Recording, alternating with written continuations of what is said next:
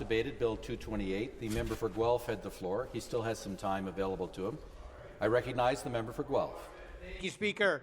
I was debating Bill 228, Schedule 2, and just pointing out that many people have described carbon capture and storage as a billion-dollar boondoggle that doesn't come close to the hype. Part of the reason why is tens of billions of dollars have been spent on CCS, and it's only captured 0.1% of carbon pollution. Even the International Energy Agency, which has long time been known as oil and gas, has said the oil and gas sector has to get over this fantasy, I quote, that CCS is any sort of climate solution. Meanwhile, Speaker, the Earth's soils are a massive carbon sink that stores carbon pollution free of charge.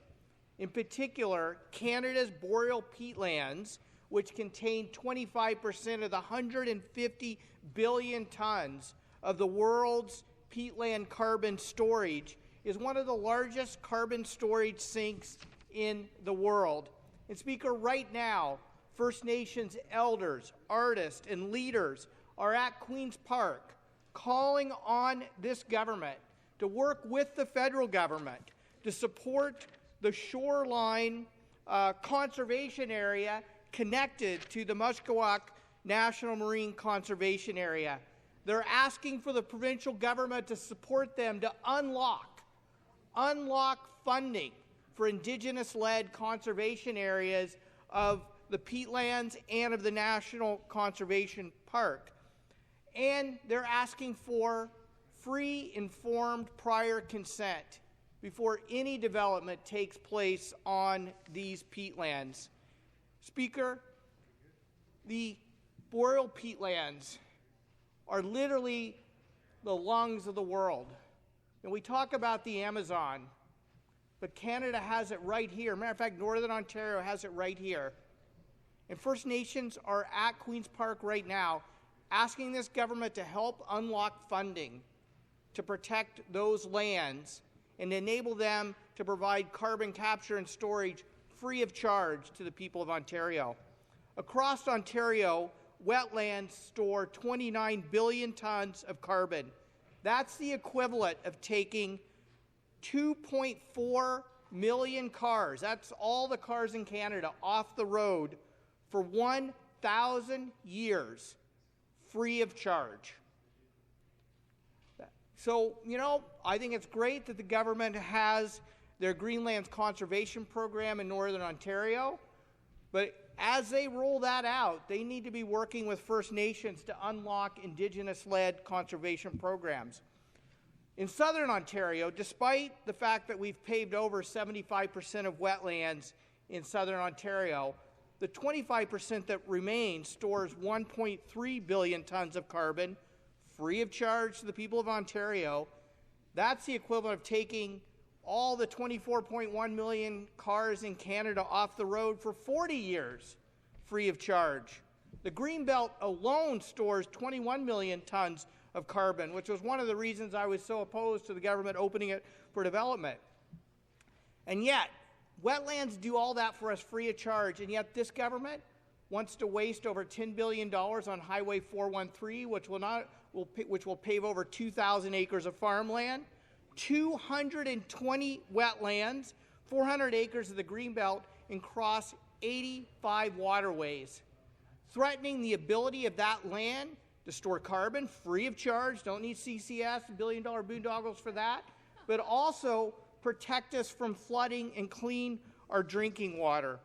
We have proven, affordable technology already storing carbon in the province of Ontario, and that's nature. And that's why we need to defend it, Speaker. Thank you. We're going to go to questions for the member. And I will recognize the Minister of Red Tape Reduction. Thank you very much.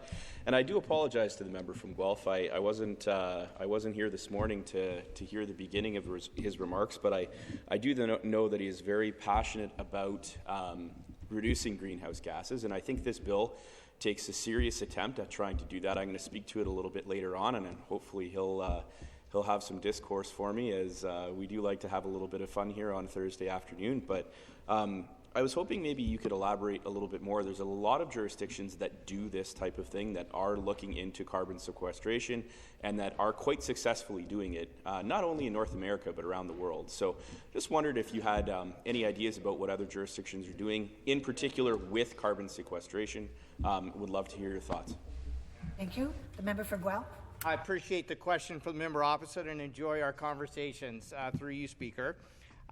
So of the tens of billions of dollars that have been spent on carbon capture and storage, and the member's right, in jurisdictions all around the world, 0.1% of their target carbon storage is actually been stored.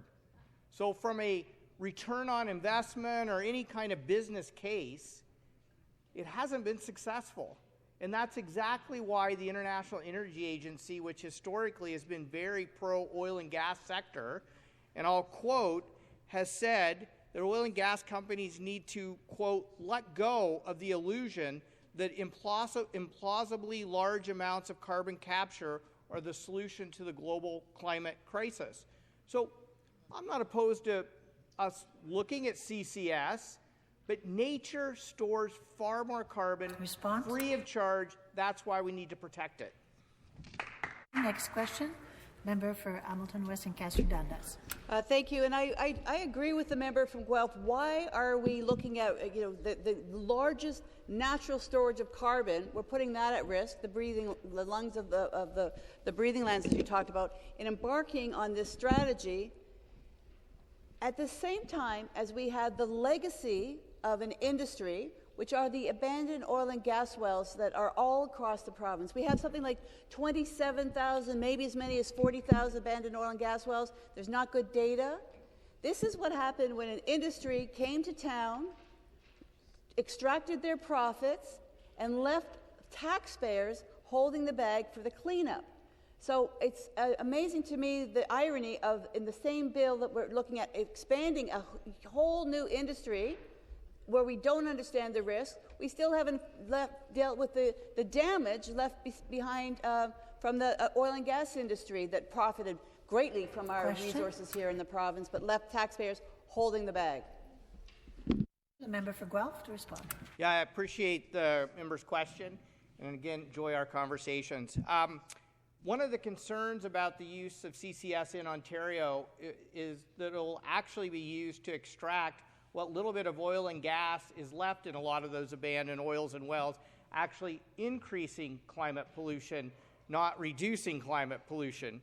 But more importantly from a long-term standpoint, is this bill opens the door to unproven technology.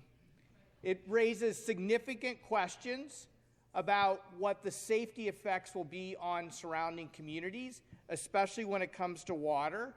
It raises serious questions about how these CCS sites will be monitored and for how long they're going to be monitored and what cost the taxpayers of this province are going to face to monitor these for decades and decades to ensure safety for local communities.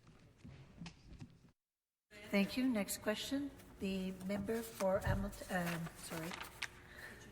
Kitchener Centre. Thank you, Madam Speaker. You know, there's a lot of energy around lobbying to make carbon capture and storage happen.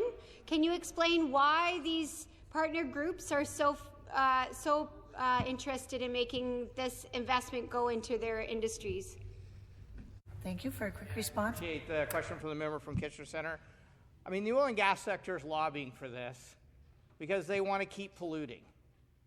They don't want to admit the fact that heat pumps are cheaper than gas furnaces, that wind, solar, and storage is cheaper forms of energy. They don't want us to know that we ship $16 billion out of the province of Ontario to buy oil and gas products when that $16 billion could stay in Ontario, producing Ontario-made electricity, creating Ontario-made jobs, and delivering Ontario-made climate solutions.